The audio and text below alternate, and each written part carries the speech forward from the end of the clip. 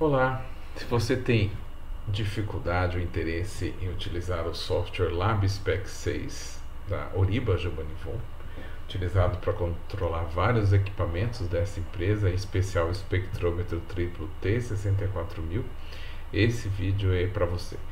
Então, nesse vídeo nós vamos apresentar as principais funcionalidades desse software.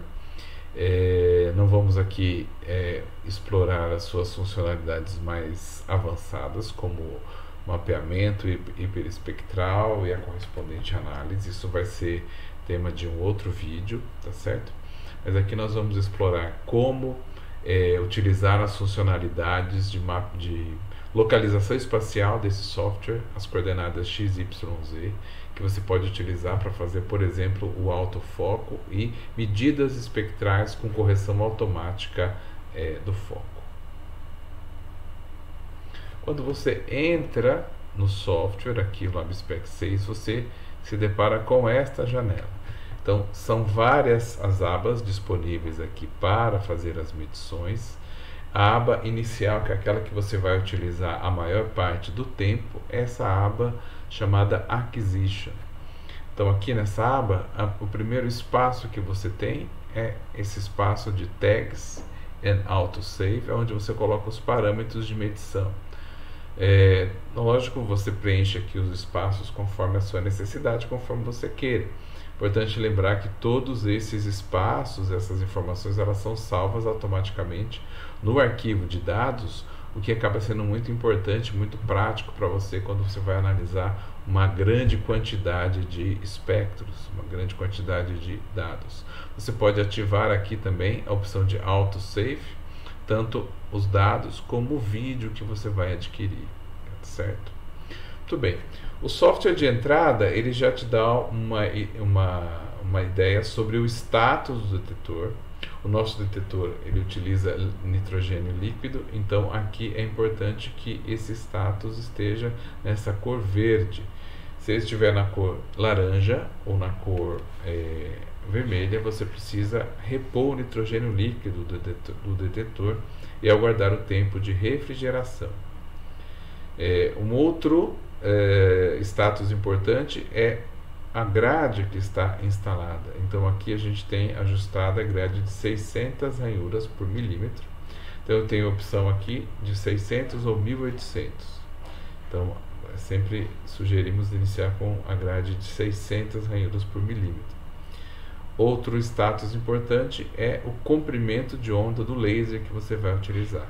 Nessa opção eu tenho ajustado aqui 660 nanômetros, porém ao clicar aqui você vai ver todas as opções de lasers que estão configuradas aqui no equipamento. Outra opção interessante, aqui eu tenho a possibilidade de ligar ou desligar o laser, e aqui eu controlo a atenuação do meu laser. Eu vou de 0,001% até 100%. Então temos uma tabela aí disponível onde eu tenho essa potência convertida em miliwatts, que é também uma informação importante.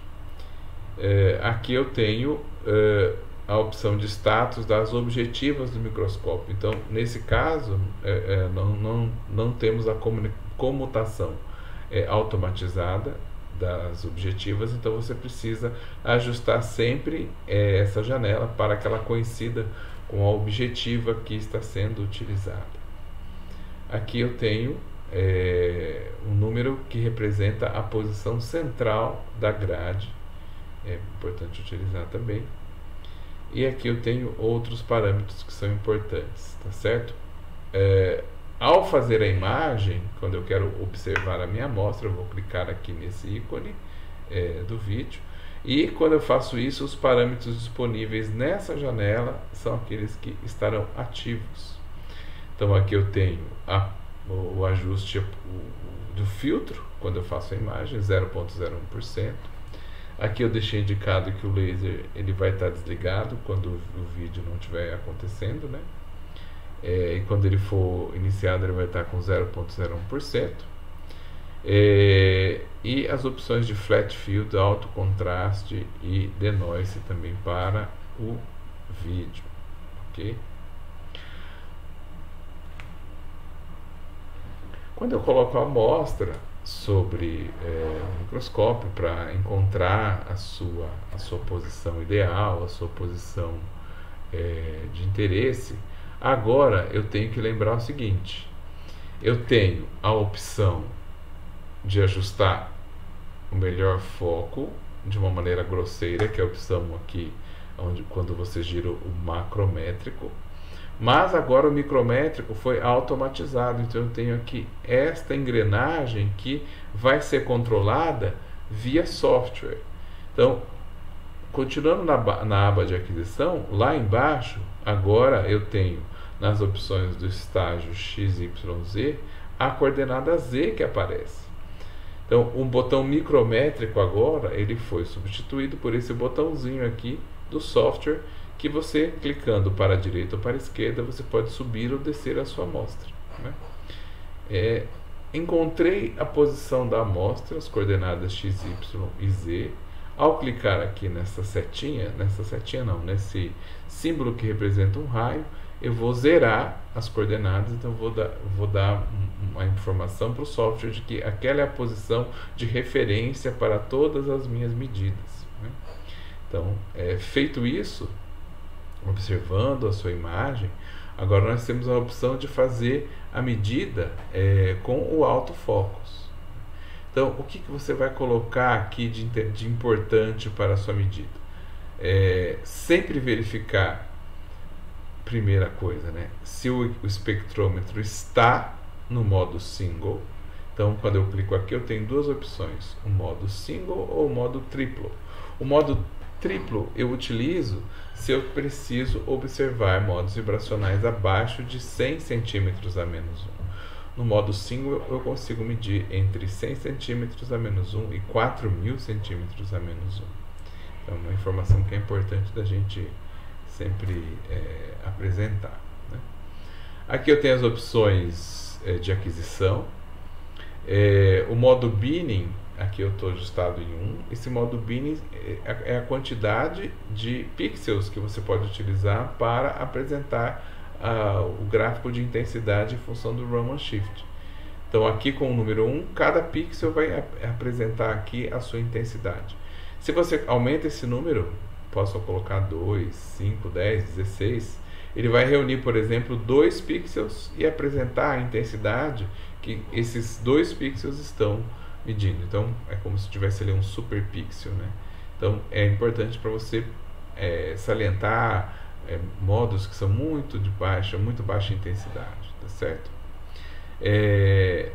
Esses outros parâmetros, o readout mode, shutter mode, sempre tem que ser colocados dessa maneira aqui para a gente conseguir fazer as medições da melhor maneira possível. Eventualmente, aqui na parte de baixo aparece uma mensagem de erro indicando falha de comunicação com o módulo Mersbacher, que é o módulo que controla o estágio XYZ. Então basta clicar nessa janelinha com o mouse, o botão da esquerda, e indicar para ele apagar essa mensagem. Às vezes acontece um bug aqui desse software, ok? Muito bem, coloquei então a minha amostra, fiz as medições iniciais da posição correta daquilo que eu preciso ver. O próximo passo agora é fazer uma aquisição espectral.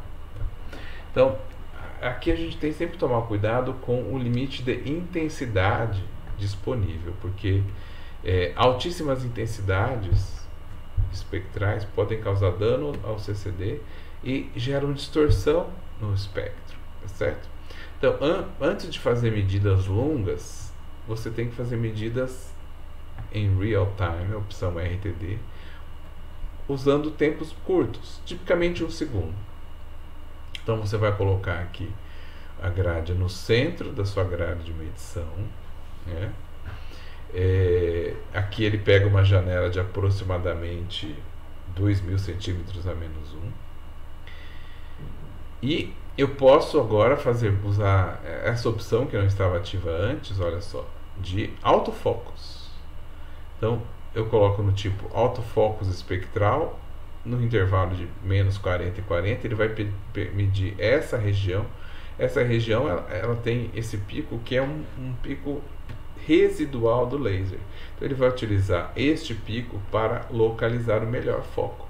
Então ele vai ajustar o Z em vários intervalos e encontrar a posição onde essa intensidade é máxima, né? Então aqui, ao colocar isso, eu já tenho uma garantia de reprodutibilidade entre os diversos pontos da sua amostra que você vai fazer a sua medição. Então a gente sugere sempre deixar acionado esse modo de autofocus.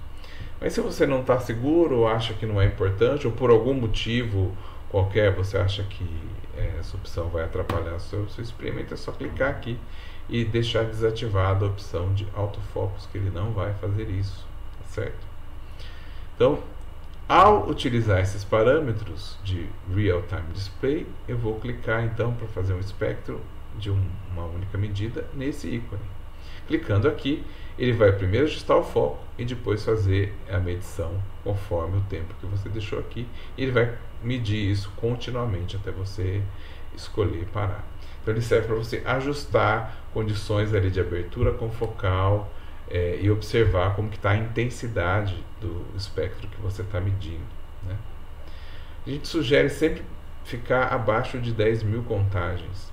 Acima de 10.000 você começa a observar artefatos nos espectros que não são desejáveis. E se você passar de 30.000, o detetor ele fica saturado e você vai ver sempre o mesmo espectro, que é o espectro aí dos pixels todos saturados. E para resolver esse problema, a gente tem que desligar o CCD, esperar o nitrogênio evaporar, aquecer ele a temperatura ambiente. Isso leva de 3 a 4 dias. Então, por isso que é importante sempre evitar a saturação do detetor, tá certo? Muito bem. Fez o espectro com um tempo adequado, viu que está numa intensidade boa, e aí agora você vai para fazer as suas medições. Então, eu tenho aqui então essa aba Spectrum, onde eu vou controlar os parâmetros para fazer a aquisição definitiva. Eu vou escolher o tempo de aquisição e o número de acumulações. Então, o espectro que eu obter, nesse caso, ele vai ser 3 espectros de 1 segundo, né? E eu deixei aqui a opção de autofocus ativa no início. No começo ele vai no primeiro ponto, ajustar o foco e vai fazer essa medição, tá certo? Sempre lembrando que o número de contagens ele é proporcional ao tempo. Então, se eu tenho, como nesse caso aqui, para o silício, 250 contagens em 1 segundo, se eu colocar 10 segundos, eu vou ter 2.500. Se eu colocar 100 segundos, eu vou ter um valor alto o suficiente para chegar perto da saturação. Sempre lembrar, então, dessa intensidade comparada com o produto entre o tempo de aquisição e o número de acumulações. Quando eu não respeito este número de acumulações, o espectro ele tem um aspecto aparentemente você tem picos mais intensos, porém aparecem sinais que são sinais espúrios, como esse aqui, por exemplo, pequenas oscilações que são devido a essa proximidade de saturação do detetor e dos pixels, né? Então, nesse caso aqui, os espectros acima de 10.000 contagens, eles apresentam aqui uns picos que talvez não sejam picos adequados ou picos que correspondam a alguma vibração da sua amostra. Então, o ideal é sempre se manter em baixas contagens, no máximo 10.000. Mas como que eu faço isso? Lembrando de novo, fazendo o controle entre o número de acumulações e o tempo. Eu posso diminuir o tempo, aumentar o número de acumulações, ou ainda aumentar a potência do laser para diminuir esse tempo, e com esses 3 parâmetros, número de acumulações, tempo e a potência do laser, você consegue trabalhar num intervalo que é adequado para a sua medição, tá certo?